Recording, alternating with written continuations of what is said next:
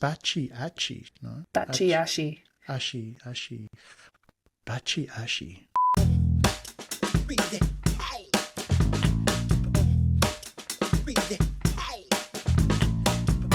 Hey guys, welcome back to another episode of the Remind podcast. I am a very head coldy Dr. Ash today, joined by my co-host David Masterton.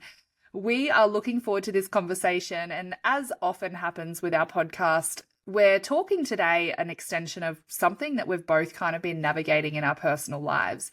And one of the things that really is coming up is who gets access to us and in what capacity and why. It's really, really interesting. And I want to start because yesterday I was in the car with my 8-year-old daughter and she started telling me a story about a friend in her class, or a kid in her class. See, I even just did it. A kid in her class. And she started the story and went to talk about this kid. And initially she said, my friend, and then she paused and she went, actually, we're not friends. He's just a kid in my class.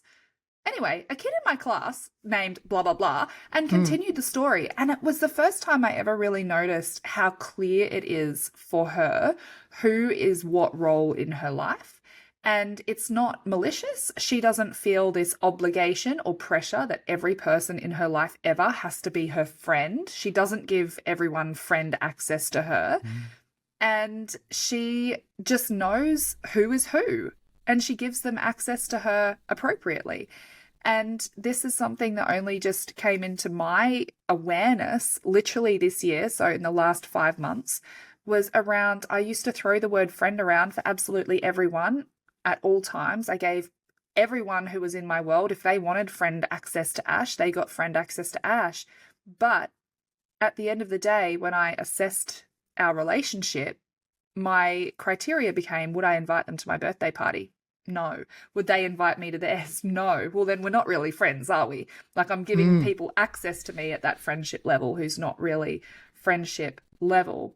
And where our conversation kind of was going was in the context of emotional intelligence, often we want to hold space for people. We've spoken about this many times on the podcast. There's many episodes. But at what point do we get to where we go, it's actually not my role to be the one to hold space for you anymore? Like, I can care. I really genuinely care and I wish you well. Yeah. But my bucket has a capacity and you don't need to be a tap into it anymore. Like, that supply's gone. And getting clear on who we give access to energetically, emotionally, who we are holding space for, and who, like, how do we set that boundary to go, look, I still really care about you and I really hope that you can get the support you need, but I'm not that person for you. You raised such a valid point because, you know, we've been talking off air before this and we can both see a theme within ourselves, people around us about this. Who gets access to us and why? And it could be that there was someone that you were very close with before, but the relationship has moved in another direction. And then suddenly you feel, and this is in my case, obligated. Because, hang on, you're honouring what was in the relationship. However, that is sort of past tense. And then you're sort of coming into it, what is the relationship now and what is the boundary, and why do I feel as though I need to go back to what was as a way to either hold space or through obligation, justification, all of these things. Or blood. Family. Yeah. God, well, I guess that falls under obligation, really. Yeah. But I mean, that's a deep obligation, and we got to sort of look at why, because, you know, we've been told that blood's thicker than water, and, you know, you only get one family, you only get one mother, you only get one dad, you've only got, you know, these siblings. And so, like, well, hang on.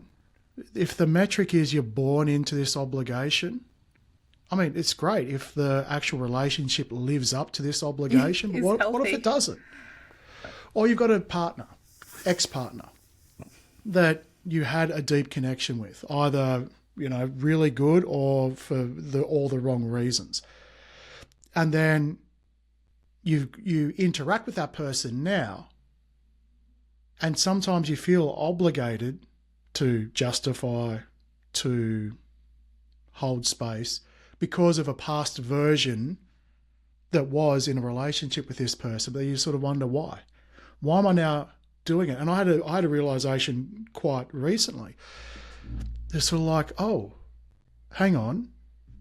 I'm holding space here for this person not because I feel called to, I feel obligated to. And it was twofold. And I thought this was really interesting. Number one, we had a very big relationship. And number two, I'm a spiritual person that has a podcast that talks about this stuff. So I better show up all the time doing exactly what I talk about. And I went, holy shit, this is all obligation. And it's like, okay, well, maybe I need to drop all of this. And what does that mean? Can I still be a nice guy that can hold space? Yes. Am I still allowed to talk about it and my experiences on a podcast? Yes. Can I honour the fact I had a relationship with this person, but it's definitely moved on since then? Yes. So what's holding me to it? And it's these sneaky attachments that I've been sort of looking at. Everything I said right at the start, which was, well, hang on, it's all around judgment, my own judgment. And so looking at that and then going, well, how do I do it going further? Very different. So if they're needing me to hold space, I'll just simply say, if I'm not feeling called in that moment to do it, I'll just say, thank you for the opportunity, but I'm not this is not for me. So we can either talk about something else or we could go on our merry way. So, and it's hugely important. Hugely important. And it's those sneaky attachments that I'm seeing the theme. Yeah. And I think it comes down to like consistently auditing our lives. And sorry, I'm holding back a sneeze. If for me, there are assumed roles that we play, and unless we audit our lives really accurately and consistently, we can continue the automatic roles just because that's how it's always been done. It's like a default mode.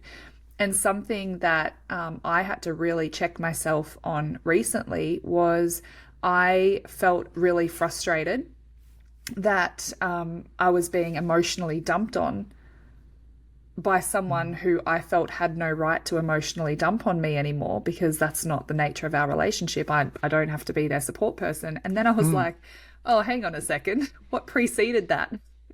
Me asking a question. Oh, and so okay. Then going, oh, but why did I ask the question? Because I care. But why do I care? Because, and then you start to unravel all of these attachments, I guess. Like it is the right word. And so not obviously we know that in the moment of the emotional dumping, we go, oh, this doesn't feel good. But what role did we play in leading up to that? First of all. And secondly, how do we respond when it happens? And this is where, like professionally, one of the things that I had to really get clear on was setting professional boundaries, because my inbox is relentless. And so people would be messaging me saying, oh, hey, have you got 10 minutes? Can we jump on the phone? Or, hey, can you help me with this? Or just a quick question or whatever. Ultimately, they were in my inbox and I had given them friendship level access to me, where if it's a friend, of course, I'm going to jump on a call with them and we're going to just have a chat about something that's happened in their day because we're friends. And I would do the same for them. But when I really did look at that alignment and going, well, hang on, what is the nature of our relationship? And if it's a professional one, here's my booking link. And letting go of guilt around that or anything like that. So that was kind of like in the professional space. But then in that personal space, like I said, auditing the relationships that I have, and also going, I love what you said about, well, is it obligation or is it a genuine desire? And if it's not a relationship that I would choose, then I don't want the relationship. And there's a number of relationships in my personal life, like family-wise, where it's actually just not a healthy relationship. And I can want to have a relationship, but if that isn't healthy, then I'm not going to choose it. And I'm not going to lower my standards just because we're blood. So it takes two people to uphold that higher standard of relationship. But again, what's the thing that precedes it? Oh, And that's like the punch in the stomach kind of stuff right there. Because for me, I go, it's okay for me to not like the outcome of something. But then in my debrief, I'm always very honest with myself in how did I contribute to this? And if I had have taken any steps differently, would we have ended up here? Oh, and I'm going to answer that question on my behalf and say 100%. For the people that are no longer in my life, that are still alive, if I'd acted differently, chances are they would still be in my life. 100%. Did I create tension? Yes. Did I fuck things up? Yes. Did I come out hurtful? 100%. Now, but having them in my life may have also been, like currently, probably one of the worst things that could be for me at the moment, because then what I would have had to have done is to not give myself the allowance or the grace to be who I fundamentally am. And in those moments, I was responding to something highly toxic. And then to sort of go, well, to keep them in my life, I have to lose a part of me to take on a part of them to make it okay for them to be in my life. So I'll answer the question, 100%. Is it good for me to have done that or to do that? Absolutely not. And especially, and I want to talk about probably the more sort of toxic side of the relationships. It's that, I used this analogy earlier this week. It's about like a tug of war. And one thing I found in my relationships is, let's just say I feel obligated somehow, or there is the absence of a very good feeling, heart-led feeling in this relationship. So if there's an absence of a heart-led knowing in this relationship, then chances are there's obligation, shame, manipulation, whatever it is. So let's just assume that's happening right now. And there's this tug of war. I keep on going back for more.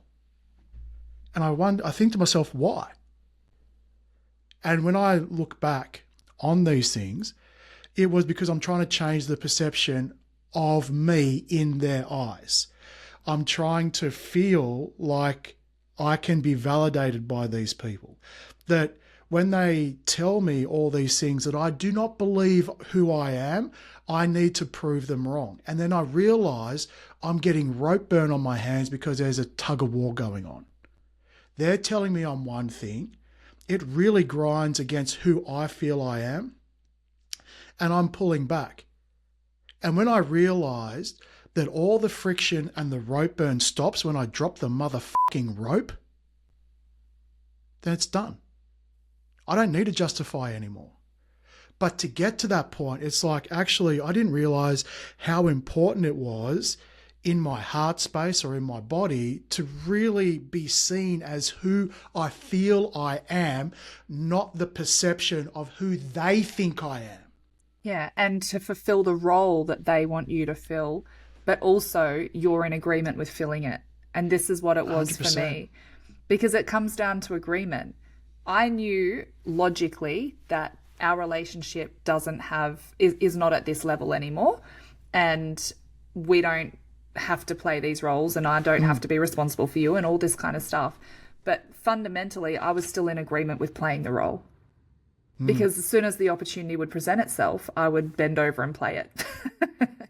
And so it's then about going, well, what's the new agreement? Like if this relationship really had changed, it means that there's going to be circumstances that show up that invite us to respond differently.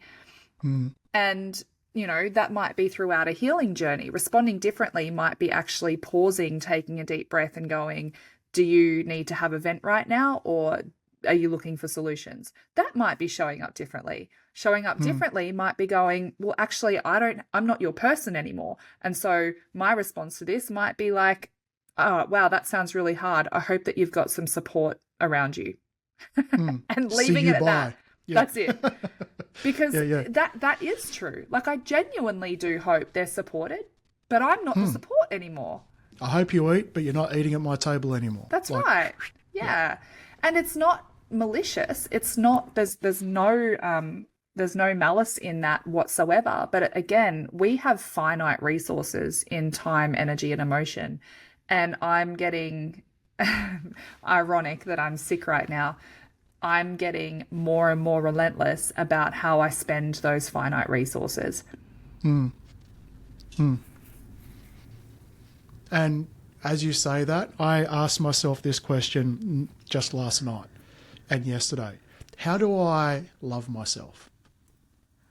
Because I really had to sort of think to myself, okay, as I go further into the depths of what I believe love is versus what it might be and what I hope it is, right?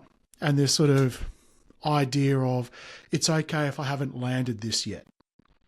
Because again, being a spiritual guy, I should have all this shit under control by now because I have a podcast that talks about it, right? I've got to put all that down and go, this is just me talking about my experience as I'm going through it. I don't have all the answers. So, and then as I thought about how do I love myself, I then started to question, well, my answer was that I allow myself to have a say in what I do just as much as my desire to help other people. So I want to be of service, number one. But being of service is not being of sacrifice.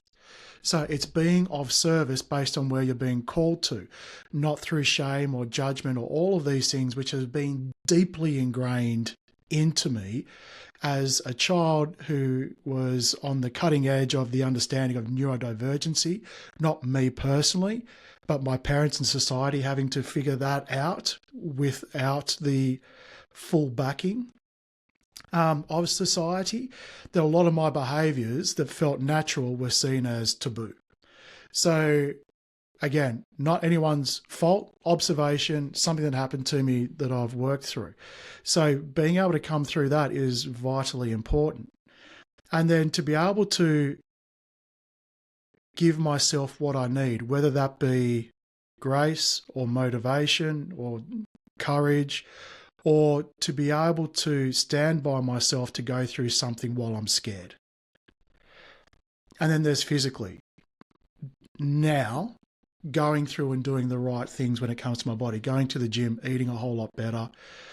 But also if I need to soothe or if I need to do things that aren't necessarily deemed to be of my highest good, that I allow it to happen without judgment to myself to be able to sort of shame it.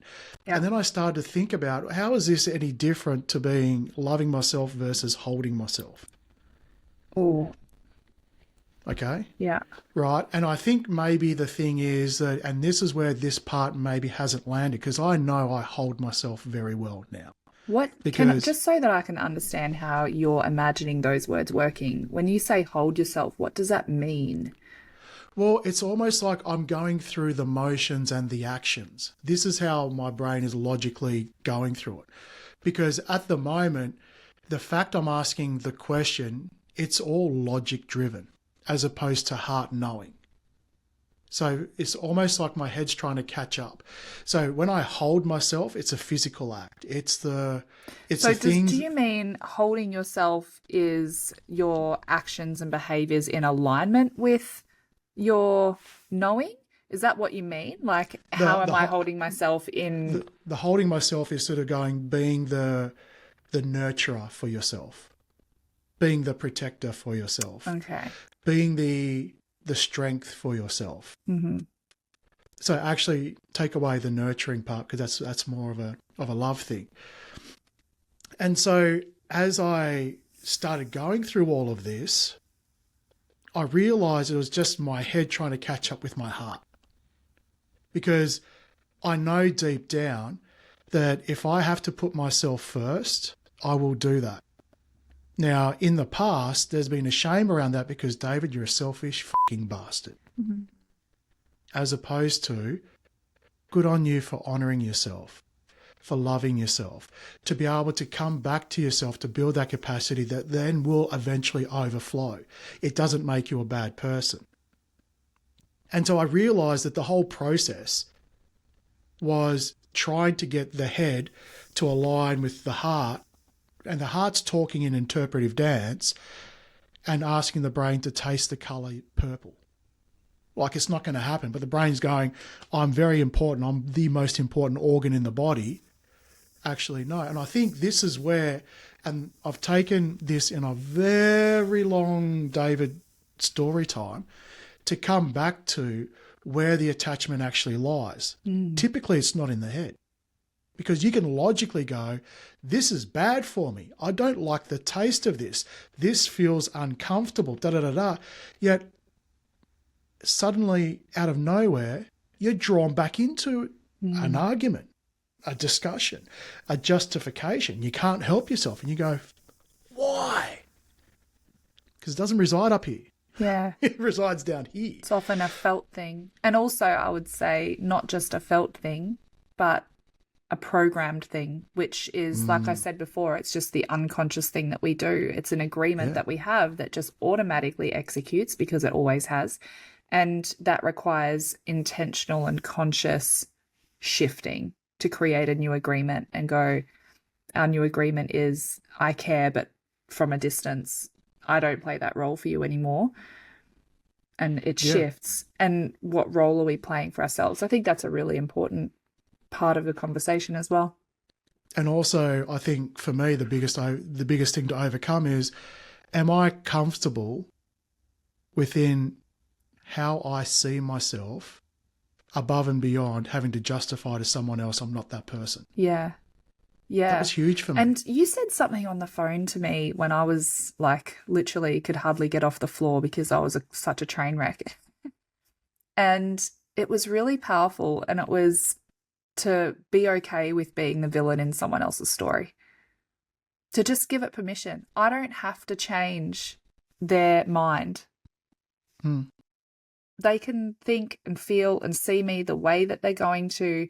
They can create the narrative they're going to create. They can tell everyone around them.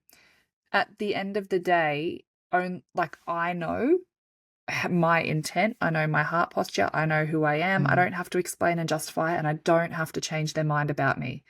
And that was so liberating for me.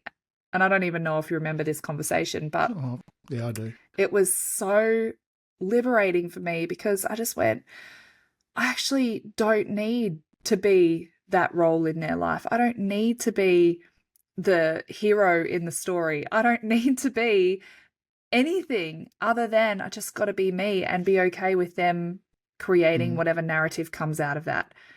But getting my priorities aligned, and the context of that was my kids being the priority and, you know, that mama bear kicking in. When those priorities are aligned and you have absolute certainty and clarity around what really matters and what am I willing to do to prioritize that, knowing that that's going to cause this and it's going to cause that and it's going to have that consequence, but knowing that it's okay to let go of all those obligations and all those roles, and people are going to talk, people are going to not like it, people are going to whinge, you're going to be the villain in the story, but just knowing that you're okay with being the villain in someone else's story was so profound for me. That was very healing for me. It felt like permission. And that was for me through lived experience. Yeah. I'm a villain in a few people's stories. Yeah. And it's not a nice feeling. It's not an easy thing to have to comprehend. Yeah. And so to go from that space of, you know, from the space of potentiality, if I could just, if they would just, if and my grandfather used to have a great saying that if a frog had wings, it wouldn't bump its ass so much, right? Every time it jumped, right? So it's all like, okay, if And then to sort of go, okay, now knowing that I'm a villain in other people's stories, how does that affect me? And so then again, sort of going, okay, well, it is what it is. And in my case, it's the people that have known me the most in my entire life. And then just sort of go, but I don't feel that I'm that person. Yeah. And then having to try and logically change that, but then going, okay. I then stepped into the role of, as they're telling me about this person that they see, I turned around and said, why would you even accept a person of this nature in your life? Yeah. If I am that person, have some self-respect for yourself to never speak to me again. That's right. I do not agree with what you're saying. I have a different view. But I'm also open to the fact that you have this view, and I will not be changing that, and we're done. So that's it. And again, it's that dropping the rope when you're that, and knowing that you've got this rope that you're holding on to is the easy part. Because when you logically think about it, you go, what? There's no reason why I'm doing this, because I understand all of that. But it's that subconscious attachment, the ones that you aren't aware of yet, that might even be even more deep-seated when it comes down to worthiness, seeking validation, or the fact that, as you said before, and see, agreement in my mind, when you say to me, I feel that way because I'm in agreement with that, oh man, it's like my brain's just screaming. Yeah. It's like, why the hell would I be in agreement with this? That's right. What the hell are you talking about? And that shows that it's not a conscious decision. No. It's an unconscious pattern. And at a soul level, it's a soul agreement. It's a spiritual agreement. You've gone, yeah, okay, I'll play that for you. But you actually can rewrite it. And I think that's so powerful. We all got to remember that. It's like a tuning fork. You can take a 432 hertz tuning fork, right? Hit it. It starts humming. You put it next to something that's resonating at a different thing, put it near it, it won't do anything.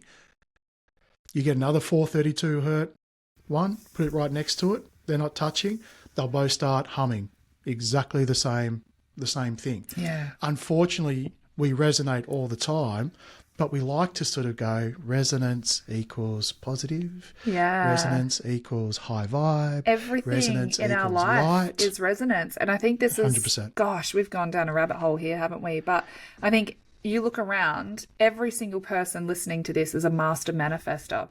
Every single thing that you have in your life right now, you've manifested because of you are resonating at that frequency. And if you look around and the product of your life is shit, guess what resonance you're at? You're at shit frequency, shit.com frequency, shit hurts. Shit literally hurts. I'm about to say, well done. Yeah. Dads around the world. Yeah. Yeah, but I think it's so valid, because that's the drastic self-responsibility and drastic accountability that we talk about.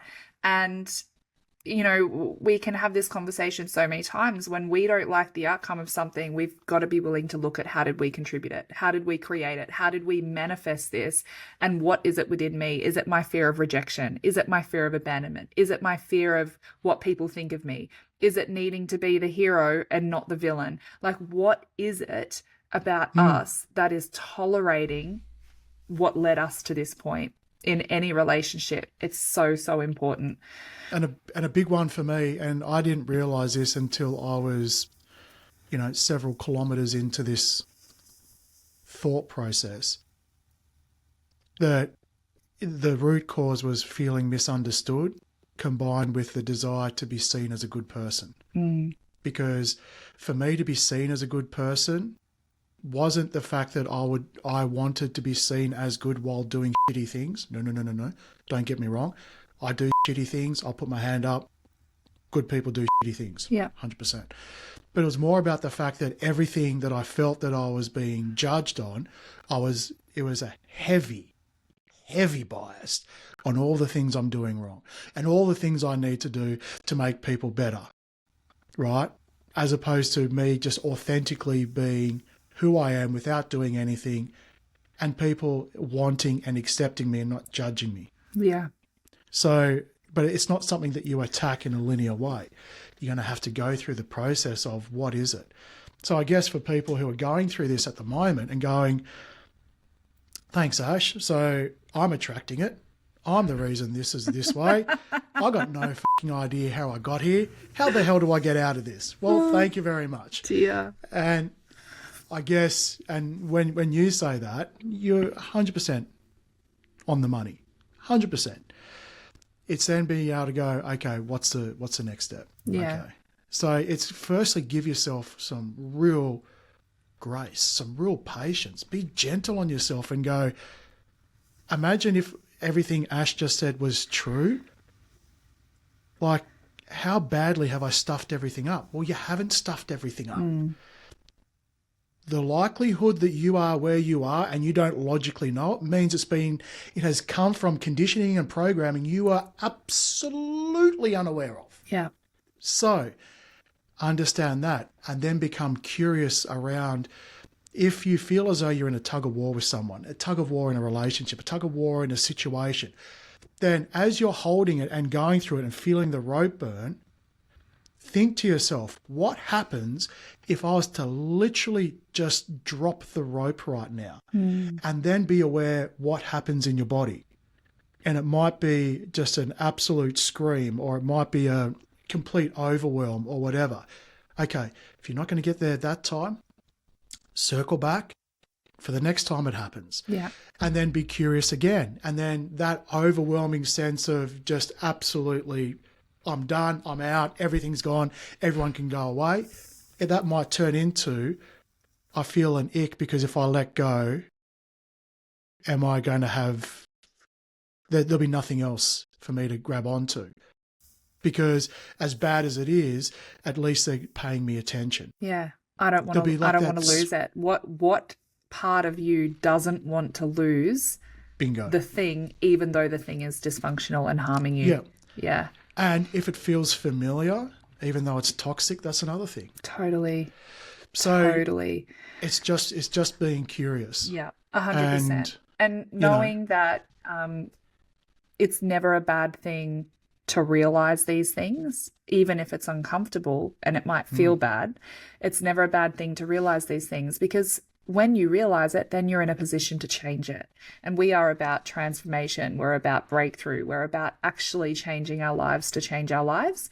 And David and I know we're not on some pedestal as these spiritual gurus. Our lives are not perfect. I gave you an indication before that, I had rung Dave like crying on the floor one day, and Dave is a safe person for me. And our relationship is like, if you turn around and were like, oh, well, hopefully you got someone to call for support, Ash. See ya. That sounds a bit tough. Let me know how you go. Yeah, exactly. That wouldn't match, like that response wouldn't match the nature of our current relationship.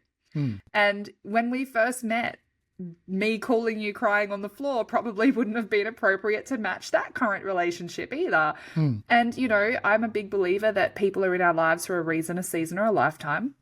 And while I hope that our friendship is a lifetime friendship, the reality is it might be a season or reason friendship.